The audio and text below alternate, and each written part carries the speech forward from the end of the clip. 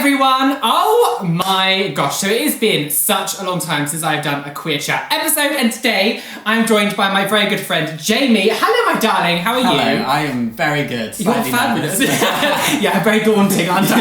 Don't hurt me! No, there will be pain. Today I want to talk about Jamie's transition and how he's done all, he's a big YouTuber as well. So you've got 200k? Around that, yeah. Around there, yeah, so you're a big deal. Come on, own up to it, Okay, this is why I go broke. Something I never thought would happen. Yeah. Is that, when it starts happening, you're just like, oh, this is really weird. People are watching my videos. Oh. Yeah. Start from when you were a kid. Where did you grow up? How was it, just start from the beginning. Where are you from? I grew up in quite a small town in Essex. So I had just a normal childhood. I grew up in a little village. I was happy, my parents let me do what I wanted. Transy things didn't start happening until I was older. Because I think you hear a lot about people who are like, oh no, I knew as a kid, but my parents forced me to wear dresses and stuff. Yeah, but my parents were never like that. They were just like, you want your hair short? Fine. That's so cool. You want to play football? Go for it. You want to wear that t-shirt, those trousers? You do whatever you want, kind of thing. Especially actually for when you were a kid, because it wasn't even that progressive in society then, completely. And being trans was not talked about at all. But my parents have just always been so open-minded and that's chill so about good. everything. That is so good. Yeah. Well, I'm happy that you have that situation. I wanted a sob story. I wanted all these horrible things for drama. I'm so sorry. My life is not dramatic. No, but I think that's really good. And actually, I think that's a good message for you guys actually as well. If you are young, don't instantly think it's going to be horrendous with your parents. I think if you are coming out and stuff, it is a different time now, and things can be a little bit easier. You're right. It's things are talked about a lot more. LGBT stuff is so much more common knowledge, and parents are getting more involved. The only problem is there's kind of slightly more resistance from the other side. I think what you think is any side. I think any side that starts to get more momentum, you'll always feel like there's more, because they're now having to talk over, because at one point in time they didn't have to talk over because they had their way. Yeah. What age would you say you kind of started to to find out who you were, where you are, what? Well, okay, right. I tell this story to quite a few people, and it always feels really weird. Basically, when I was 4, I just started reception school. When you're in school and everyone's tired. I thought I was just any other boy. You don't think about pronouns and the whole segregation between boys and girls that can happen in schools. And at that age, everyone used the same block of toilets and stuff. I just thought I was a boy. Oh, wow, and okay. the whole little thing about what people look like. I thought I was a bit underdeveloped, and it just happened at different ages for everybody else.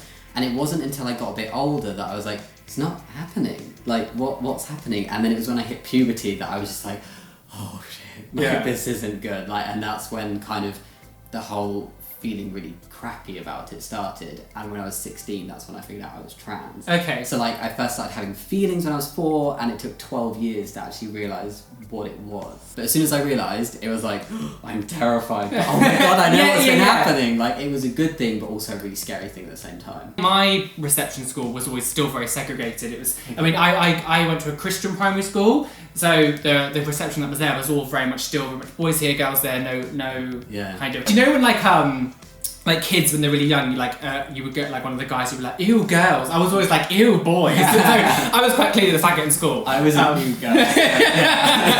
When you found found sort of label, how old did you say? 16 when you found the label, and that was from. How did you find that label? I watched a documentary. It was on Channel 4. I think it was The Boy Who Was Born a Girl or something. It was just this 20-minute thing, and I watched it and I was like, oh my god. Yeah. Everything he was describing, I could relate to it, and I was like, that's how I felt when I was a kid, and that's what I want to happen. And just all those things, and it was a kind of light bulb moment for me, and it just kind of went from there. I watched that documentary, and then I got obsessed with YouTube videos. I watched so many YouTube videos. How did it come about, you telling your family? And I guess, I'm assuming it was probably a positive response if you were quite... Yeah, I told my mum first. Okay. Because I used to talk to my mum, and I came out as a lesbian to my mum a few months before that and stuff, and she'd been fine with it. So although I knew that wasn't right for me, I was kind of fairly confident that she was a very open-minded person. Yeah. And I just kind of sat down and I was like, Mum, I want to talk to you about something. I was like I was like, oh my god, I can't speak. And I just said I was kind of having some feelings over my gender and some confusion. I knew what was going on, but I didn't want to throw I didn't want to throw it all on her at the same like one time. So I told her that I was having like some questions, and then we watched YouTube videos together. Oh, and nice! Oh, that's so good. Well done, YouTube. Thanks, YouTube. Thank you. She was really, really involved in like the education process, and I think it helped her so much to be learning about what it meant to be trans at the same time as I was kind of becoming more confident. Definitely. Yeah, I am trans. Yeah, and then I got too scared to tell my dad and brother, so I was like, Mom, can you tell my boy? I regret it to this day because they were so fine with it. Like, my brother found out after I'd like picked a different name and stuff. Oh, okay. And basically after my mum told him, the first thing he did was come downstairs and just be like, hey Jamie, how you doing? Oh, that's so good. And it was so understated. Yeah. But I just knew he was like on board and there. I had a quite accepting family as well. I came out as gay to my mum and my sister when I was like 12. So it was very, very, very young.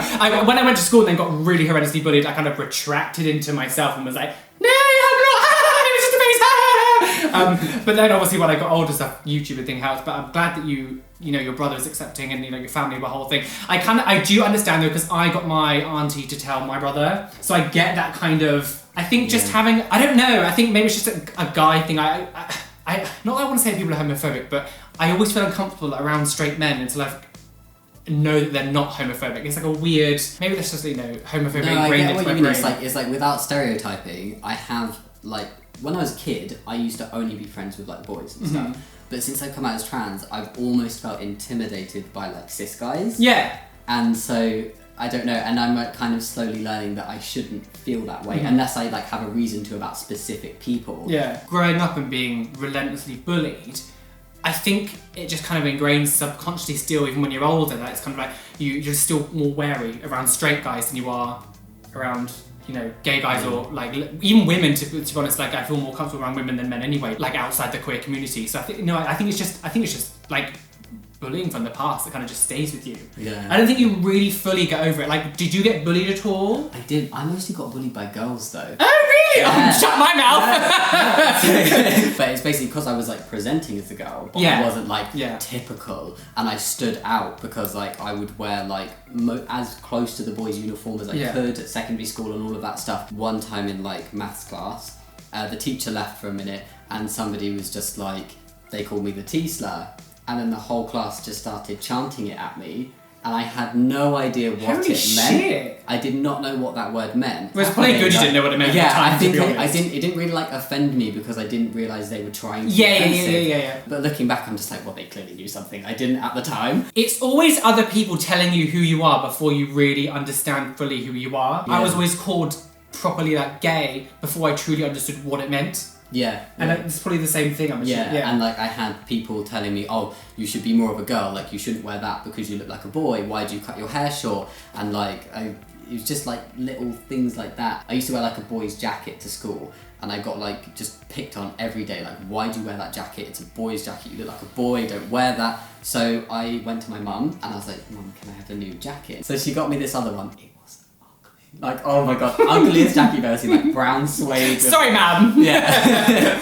And I wore it to school, and the first day I wore it, like the girls that bullied me, they were like, yeah, finally. And I was like, it was like validation, but in the wrong way. Yeah. So I felt happy because like I felt accepted by these people. Yeah. Were just relentlessly picking on me for being myself, but now not being myself, I felt like shitty inside. Yeah, no, definitely. But these people were being nice to me, and I was like, what do I do now? Do I like go with this or so school is horrible. When these people look back at school, like the people who are horrible to like us, what do they think? Like, do they look back at their time in school and think to themselves, I had a really good time, I was a good person? Or do they look back and think, shit, I probably wasn't actually the nicest? Because I don't think every single person would be an arsehole now. I think a lot of it is just immaturity and age. Oh yeah, I mean I'm sure loads of them grow up to be complete arseholes. Yeah, I know a few who are still not very nice. Because I worked in a local shop quite near my school, and I would always see a lot of the people who were horrible to me come in the store, and they would talk to me, but it was always like a really awkward conversation because they knew that it didn't think now I would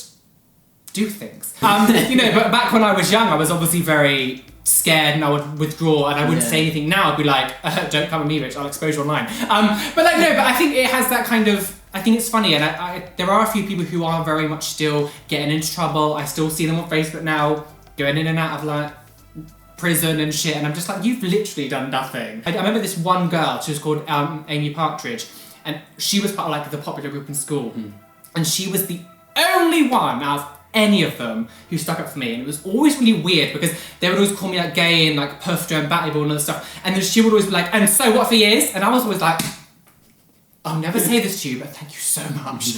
It's funny because even when people like have old tweets that resurface now, there's so many things now people are saying horrendous stuff, and one part of me is like, oh, you're an arsehole, but second I'm like, times were different, and things like, even you said about the T word, even back in like 2009, like it was almost like a normal thing that people said. It was very normalised. It was almost like it didn't carry as much weight as if someone was to call you it now.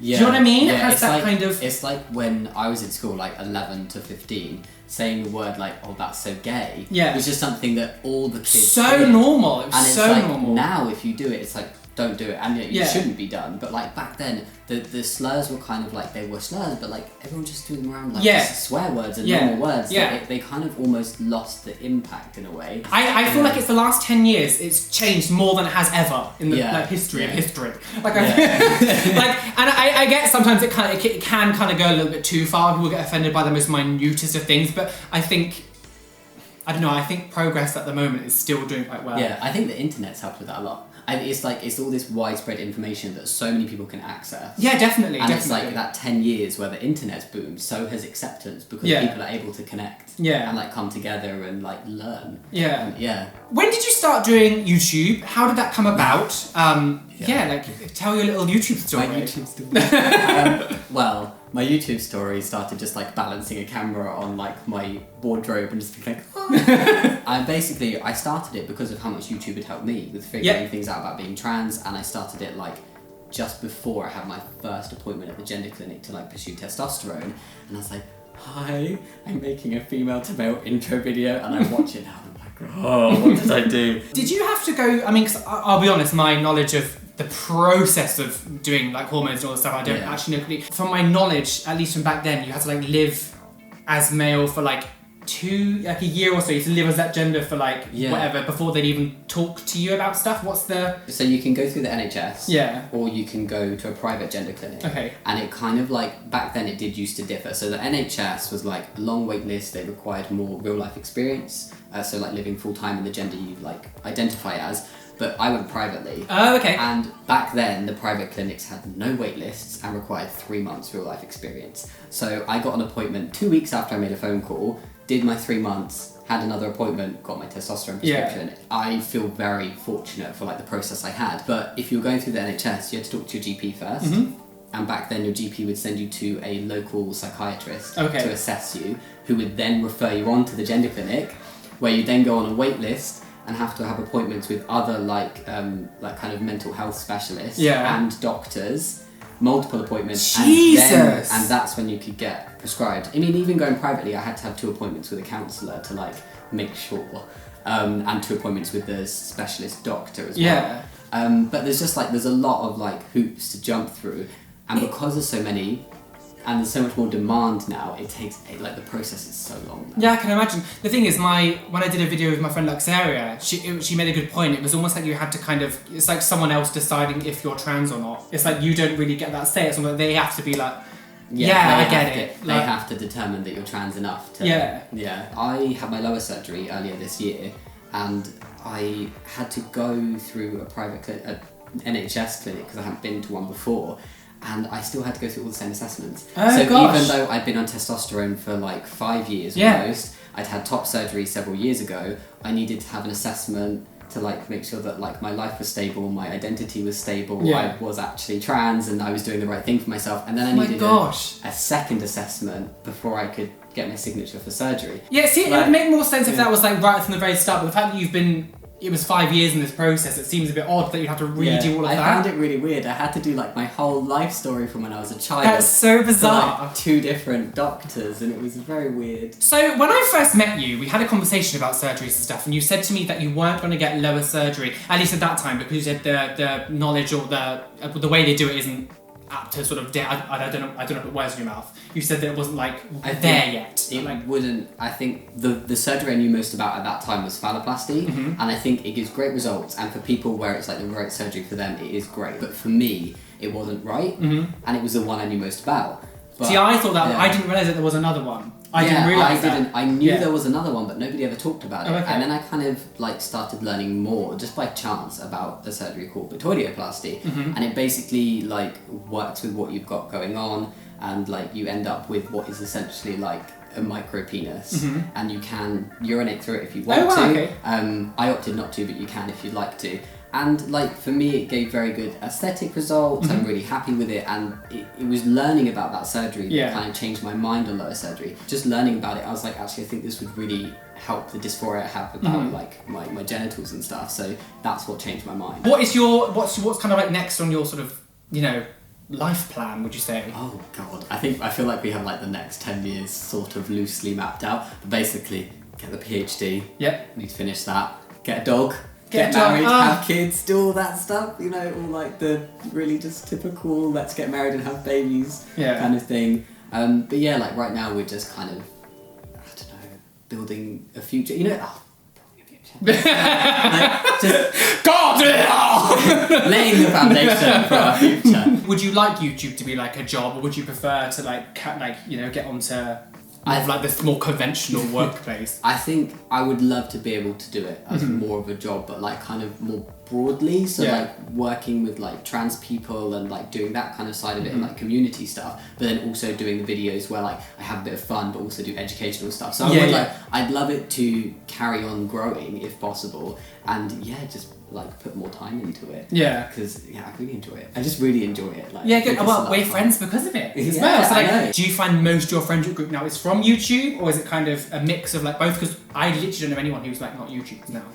Well, we kind of have like friendship group from like when we're back in college. Like we're still like friends with those people from like 7 years ago. But we have like started building up a new group that is like a lot of people are YouTubers. Or like they do things online, and it's just like it's a whole other world. And, like you do some really cool stuff. Like I find it very fun, and like I really enjoy meeting new people. As introverted as I am, I enjoy it. In small doses and small groups, I enjoy meeting new people. Do you feel a pressure to represent or to do trans stuff? Has there ever been a time where you kind of like, I kind of just want to chat about something else, but then people are a bit kind of like, talk about this? There's definitely, I get a lot more views on my trans related content, like for sure. But now I do like one trans video a week and one not trans video a week, because like I feel like at some point the trans stuff will have an expiration date. And like, I'll have done everything I personally want to do with my transition. I'll have done all the educational topics there are possibly to do, and then it will just be kind of like the odd video here and there. And then I'd like to move away and just become like me and doing stuff just completely away from being trans. Definitely. At some point. It's not imminent, but like in the future. Well, I've been doing it since 2008, so I've been here a long ass time.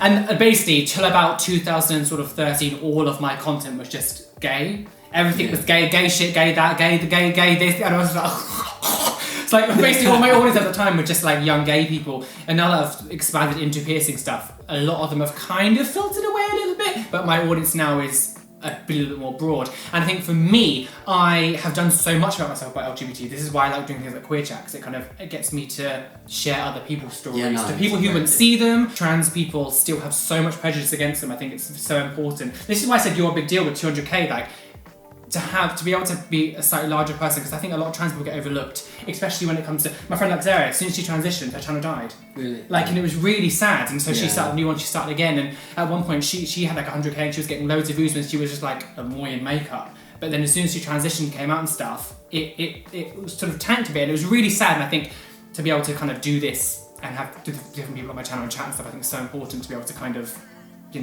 get more stories out there and everything. I think it's a great series that you're doing. Thanks. It's all about me. Thanks for having me. The funny thing is, I think strange. It's almost strange, but it's almost good strange. But like, it's not so much of a big deal now to be queer on the internet. I think I'm back in like the early days. Like, if you were even just gay online, everyone was like, and people were scared to come out. It seems like such a bizarre time now, and we lived that, and it's just. I don't know, I think we forget actually how good we actually do have it in this country as well. I think there's so many places now where, unfortunately, like, queer people get killed, and it's scary to think that that places like that still go on in the world. So we decided to move down. But it's true, and I think I think a lot of us take for granted how good we have it in this country, because you have been doing YouTube for a while, and obviously you started it quite early on in your transition. Do you ever find, looking back at old stuff, like, did it upset you, or do you find it a bit weird watching it, or was it kind of just like, oh, it's so cringy? I recently kind of reacted to my first video. Oh, okay. Oh, it's so bad. I talk like this, and it's very quiet, and I'm just like, oh, Jamie, come on, like, be a bit more fun. And it's nice to see how much I've progressed. Yeah. But it's weird because I look and sound so different. It's like, it's like that's somebody else. I'm like, that is me. That's me, but it's not me. I can't do it with internally just ugh. Go back and watch them. No. Do you ever get that where somebody's on one of your really old videos who's watching this in 2018 and you see nobody had better be watching? Well, the funny thing is, so people think that this is my first channel, but I had a channel before this one, and I've redirected the URL, so if anyone tries to type it in, it just goes onto this channel. Okay. So now and then I'll get someone who goes onto my very first channel, the Roly channel. So sometimes when I go onto it, I'll see a thing from someone going, "Oh my god, you look so different!" I'm like, yes, it was almost 10 years ago. I will look different. I have hair. Oh my god! I'm like, thanks, triggered. So, thank you so much for coming onto my channel. This has been a lot of fun. I've wanted to film with you for a long time, but just hadn't had time to be able to do it and get around to it. I'm just terrible at talking to people, it's fine. It's my fault. Yeah, tech and chat. No. No, but this has been great, so thank you so much. And tell everyone where they can find you. You can find me on YouTube. I mean, I'll link everything down below, but they see our URLs and stuff. Yeah, no, if you want to watch any of my YouTube videos, my channel is Jammy Dodger. Jammy Dodger, yes, queen. As embarrassing as that is. I like Dunker Jammy Dodger. For God's sake. I was trying to make a joke and I failed. So, yes, I'll put all of these links down below. Go follow him. Thank you very much. And so, I'll see you all very soon, guys. The 5 spaces we gave you, everything on the bees, only the bitches they take on with you because you are flawless. Hit the like button, subscribe, all the good kind of stuff. And yeah, bye. Bye. Bonjour, gorgeous people. Oh, God. Thank you so much for making it into the video. I'm delusional.